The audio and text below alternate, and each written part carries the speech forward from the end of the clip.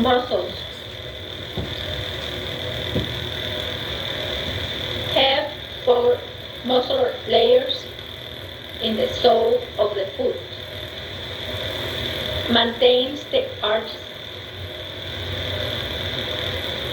of the foot and enable one to stand on uneven ground.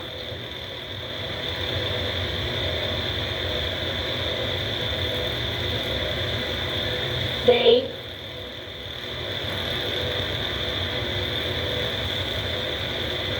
apply fine control on the individual toes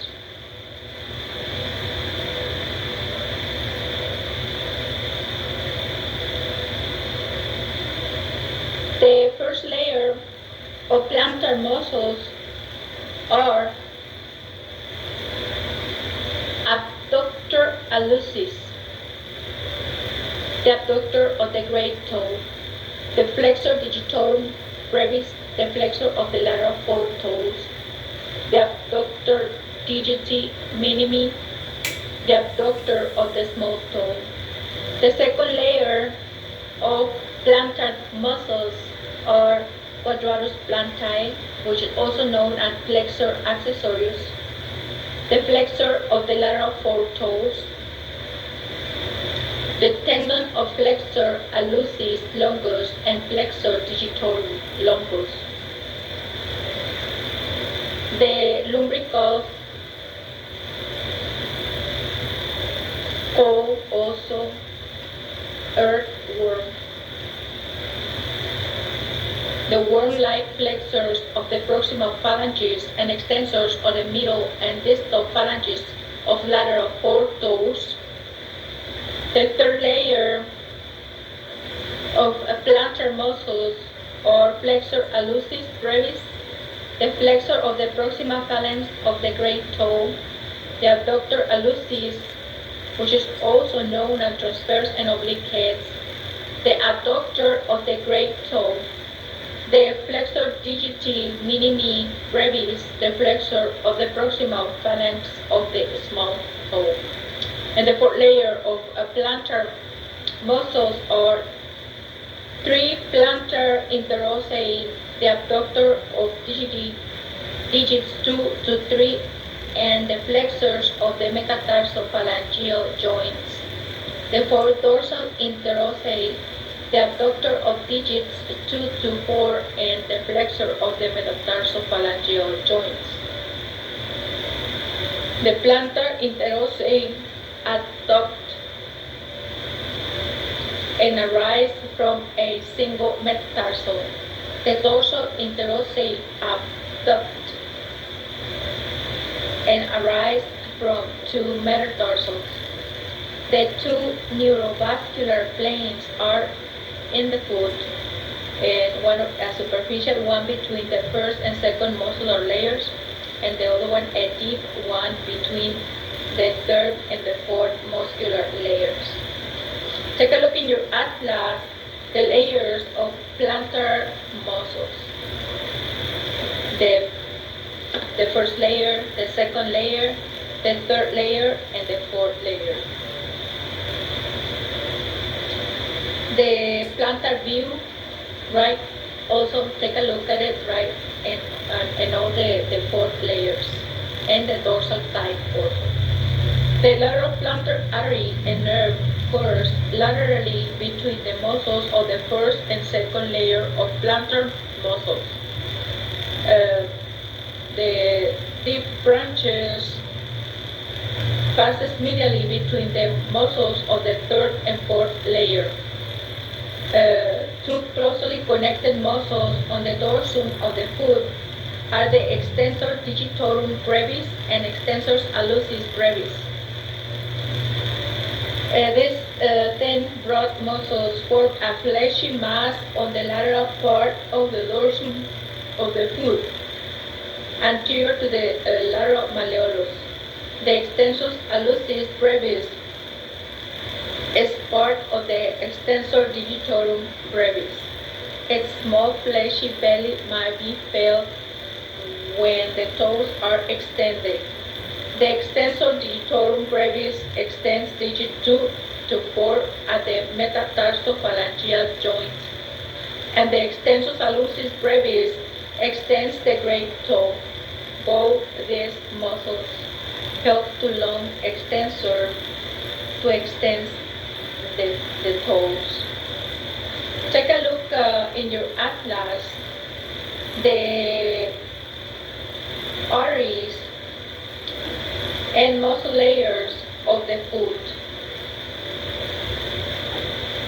The nerves of the foot, the tibial nerve divides posterior to the medial malleolus into the medial and lateral plantar nerves. These nerves supply the intrinsic muscles of the foot, except for the extensor digitorum brevis, which is supplied by the deep fibular nerve. And the cutaneous innervation of the foot is supplied by the staphenous nerve, medial side of the foot as far as the head of the first metatarsal, the superficial and deep fibular nerve, dorsum of the foot, the medial and lateral plantar nerves, sole of the foot, the sural nerve, lateral aspect of the foot, including part of the heel, calcaneal branches of the tibial and sural nerves, the heel. The staphenous nerve is the largest cutaneous branch of the femoral nerve. In addition to supply the skin and fascia on the anterior and medial sides of the leg, the staphenous nerve passes anterior to the medial malleolus to the dorsum of the foot, where it supplies skin along the medial side of the foot as far anteriorly as the head of the first metatarsal. The superficial and deep fibular nerves. The superficial fibular nerve lies between the fibular muscles and leaves them around the junction of the middle 2/3 and the inferior third of the lateral side of the leg. The nerve ends by supplying the skin on the dorsum of the foot. The deep fibular nerve passes deep to the extensor retinaculum and supplies the skin on the contiguous sides of the first and second toes. The medial plantar nerve. The medial plantar nerve, the larger of the two terminal branches of the tibial nerve, passes deep to the abductor hallucis and runs anteriorly between this muscle and the flexor digitorum brevis on the lateral side of the medial plantar artery. The medial plantar nerve terminates near the base of the metatarsals by dividing into 3 sensory branches, which supply cutaneous branches to the medial 3.5 digit disc and motor branches to the abductor hallucis, flexor digitorum brevis, flexor hallucis brevis, and the most medial lumbrical nerve muscles. Lateral plantar nerve. The smaller of the two terminal branches of the tibial nerve begins deep to the flexor retinaculum and the abductor hallucis and runs anterolaterally medial to the lateral plantar artery and between the first and the second layers of plantar muscle. The lateral plantar nerve terminates by dividing into superficial and deep branches. The superficial branch divides into 2 distal nerves that send cutaneous branches to the lateral 1.5 digits. The superficial and deep branches of lateral plantar nerve supply motor branches to muscle of the sole that are not supplied by the medial plantar nerve. The sural nerve. The sural nerve is formed by union of branches from the tibia and common fibular nerves. The level of junction of these branches is variable. Sometimes these nerves do not join and therefore no sural nerve form. In these people, the skin normally innervated by the sural nerve is supplied by the tibial and fibular branches.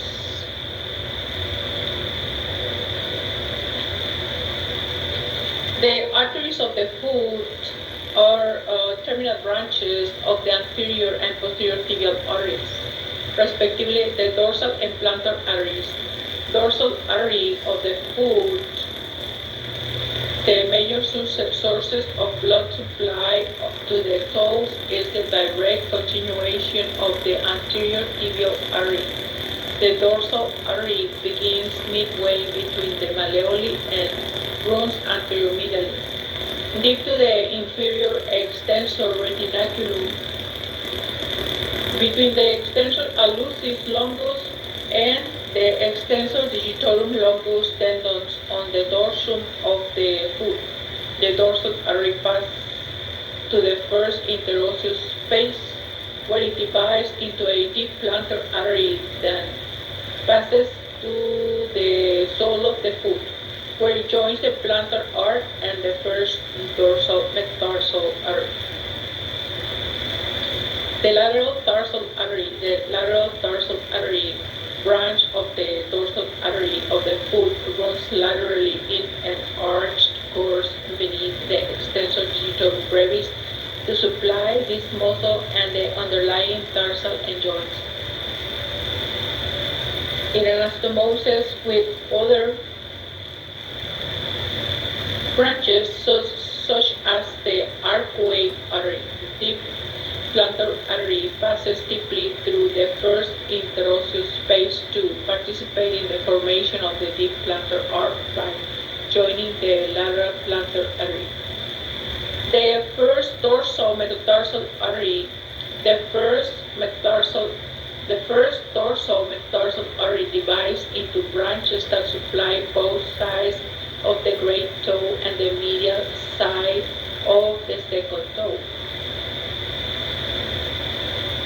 The arcuate artery runs laterally across the bases of the lateral four metatarsals, deep to the extensor tendons, where it gives off the second, third, and fourth dorsal metatarsal arteries. These vessels run to the cleft of the toes, where each of them divides into two dorsal digital arteries for the size of adjoining toes. The metatarsal arteries are connected to the plantar arch and to the plantar metatarsal arteries by perforating arteries. Take a look in your atlas, the dorsum of the foot and the plantar aspects, the arteries that runs around, irrigating the muscles. The sole of the foot has a prolific blood supply. The arteries derive from the posterior tibial artery, divides deep to the abductor hallucis to form the medial and lateral plantar arteries, and they run parallel to the similarly named nerves. Medial plantar arteries is small and supplies mainly the muscles of the great toe. However, most plantar digital arteries arise from this vessel. The superficial branch of the medial plantar artery helps supply the skin on the medial side of the sole and has digital branches that accompany digital branches of the medial plantar nerve. However, these digital artery branches contribute just a little bit to the circulation in the toes. The lateral plantar artery, much larger than the medial plantar artery, accompanies the nerve of the same name and runs laterally and inferiorly, at first deep to the abductor hallucis and then deep to the flexor digitorum brevis. The lateral plantar artery arcs immediately across the foot with a deep branch of the lateral plantar nerve to form the deep plantar arch, which is completed by the medial plantar artery. The deep plantar arch begins opposite to the base of the fifth metatarsal and is completed medially by union with deep plantar area, a branch of the dorsal area of the foot. As it crosses the foot, the deep plantar arches of 4 plantar metatarsal arteries and 3 perforating arteries and many branches to the skin, fascia, and muscles in the sole of the foot.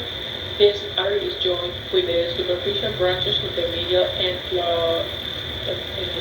lateral plantar arteries to form the plantar digital arteries, supplying the adjacent digits.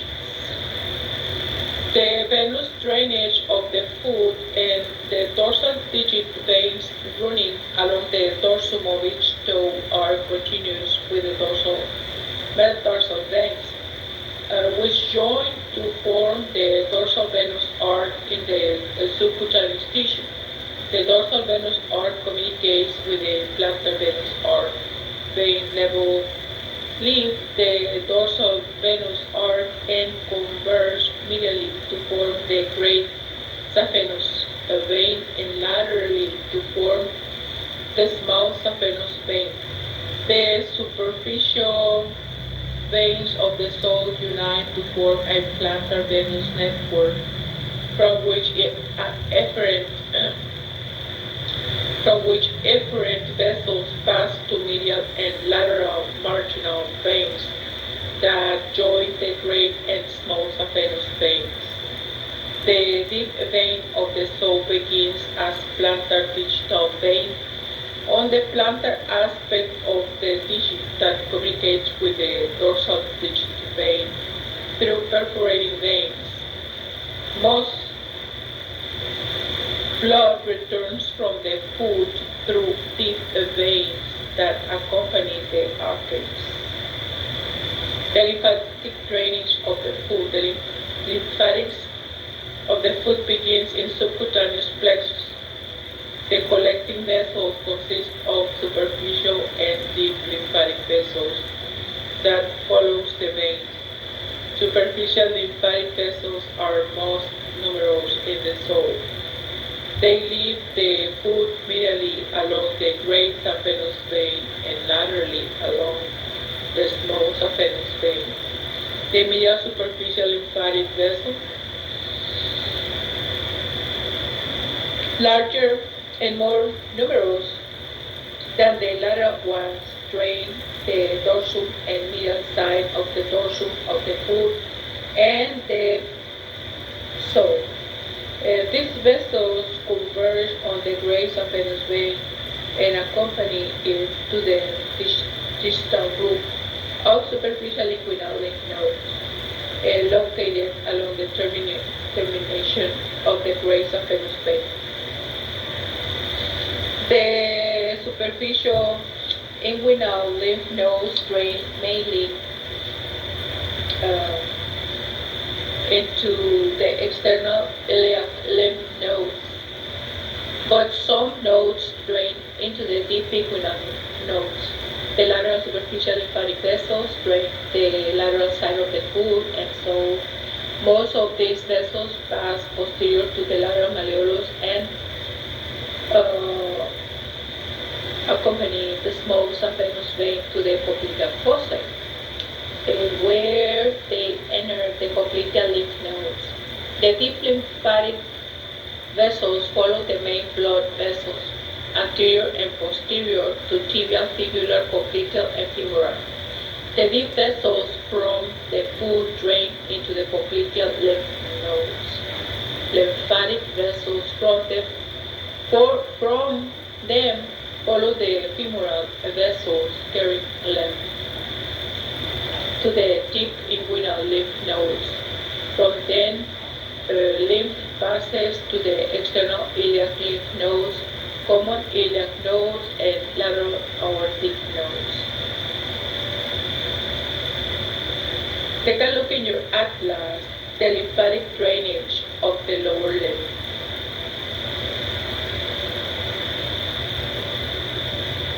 Joints of the lower limb. The joints of the lower limb include the joints of the pelvic girdle, lumbosacral joints, sacroiliac joints, and pubic symphysis, which we have already seen before, right? We talked about it before.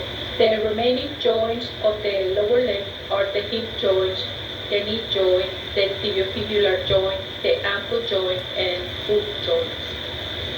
The hip joint forms the connection between the lower limb and the pelvic girdle. It is a strong and stable multi-axial ball and socket type of synovial joint. The femoral head is the ball and the acetabulum is the socket.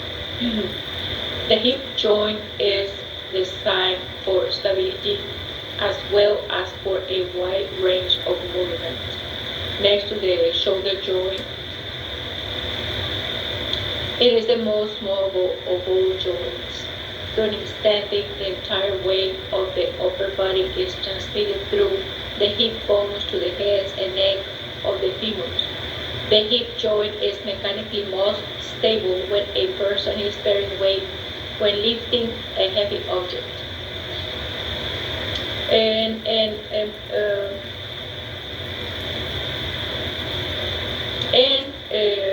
the articular surface of the hip joint has the round head of the femur, articulates with the cup-like acetabulum of the hip bone because the tip of the acetabulum is increased by the fibrocartilaginous acetabulum labrum, which attaches to the bony ring of the acetabulum and the transverse acetabular ligament. More than half of the head fits within the acetabulum. The acetabular labrum, or known as grasps, the femoral head beyond is equator. The head of the femur is covered with articular cartilage, except for the bit. For the ligament of the femoral head, the central and inferior part of the acetabulum, the acetabular fossae is thin, non-articular, and often translucent. The articular capsule of the hip joint is a strong, loose, fibrous capsule permits free movement of the hip joint. It attaches proximally to the acetabulum and transverse acetabular ligaments. Some parts of the fibrous capsule are thicker than others and are called ligaments.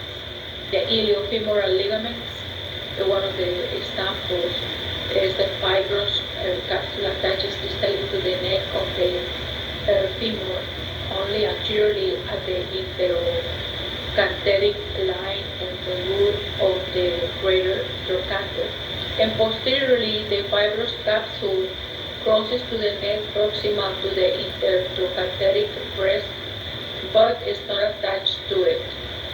Most capsular fibers take a spiral course from the hip bone to the intertrochanteric line, but some thick fibers pass circularly around the neck, forming the orbicular stone. And these fibers form a collar around the neck that constricts the capsule and helps hold the femoral head in the acetabulum. Some deep longitudinal fibers of the capsule form reticula, which reflects superiorly along the femoral neck as longitudinal bands that bend with the periosteum. The reticula contain retinacular blood vessels, which are branches of the media and a few from the lateral femoral circumflex artery that supply the head and neck of the femur. The thick parts of the fibrous capsule from the ligaments of the hip joint, which pass in a spiral fashion from the pelvis to the femur. They allow conservative flexion of the hip joint, but restricts extension of the joint to 10 to 20 degrees beyond the vertical position. The ligaments of the hip joint are the fibrous capsule, which is reinforced anteriorly by the strong, Y-shaped iliofemoral ligament. Take a look in your atlas, the bones and joints of the lower limb, right?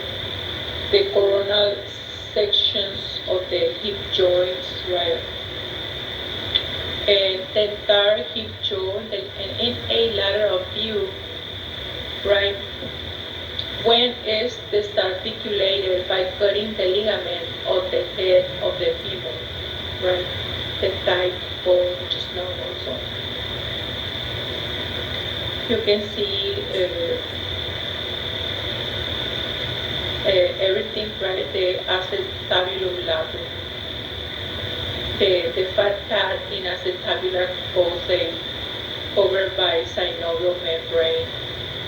You can see the transverse acetabular ligament, which is bridging acetabular notch, right, shown retracted in the picture, right? And we're saying that the Y-shaped iliofemoral ligament,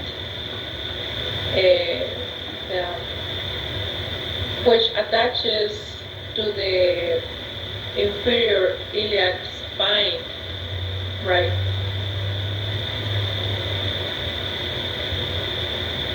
And the acetabular rim proximally, and the intertrochanteric line distally. The iliofemoral ligament prevents hyperextension of the hip joint during standing by screwing the femoral head into the acetabulum.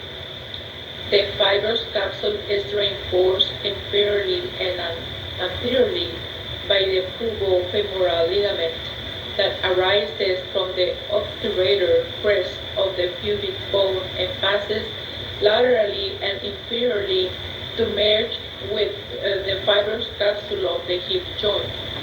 This ligament blends with the medial part of the iliofemoral ligament and tightens during extension and abduction of the hip joint. The pubofemoral ligament prevents other abduction of the hip joint. The fibrous capsule is reinforced posteriorly by the ischiofemoral ligament that arises from the ischial part of the acetabular rim and spirals superolaterally to the neck of the femur, medial to the base of the greater trochanter. The ischiofemoral ligament tends to screw the femoral head medially into the acetabulum, preventing hyperextension of the hip joint. The synovial membrane of the hip joint lines the fibrous capsule and covers the neck of the femur between the attachments of the fibrous capsule and the edge of the articular cartilage of the head. The non-articular area of the acetabulum providing a covering for the ligament of the femoral head. A synovial protrusion beyond the free margin of the fibrous capsule onto the posterior aspect of the femoral neck, and forms a bursate from the obturator external tendon and the ligament of the head of the femur, and is weak and little important in strengthening the hip joint. It's wide and attaches to the margins of the acetabular notch and the transverse acetabular ligament. It's narrow and attaches to the pit in the head of the femur. Usually, the ligament contains a small artery to the head of the femur. Right. The fat pad in the acetabular fossa, which is covered mostly with synovial membrane, fills the part of the acetabular fossa that is unoccupied by the femoral head. The malleable nature of the fat pad permits it to change shape to accommodate the varying shape of the head during joint movements. Let us stop right here and let us continue in a little bit while.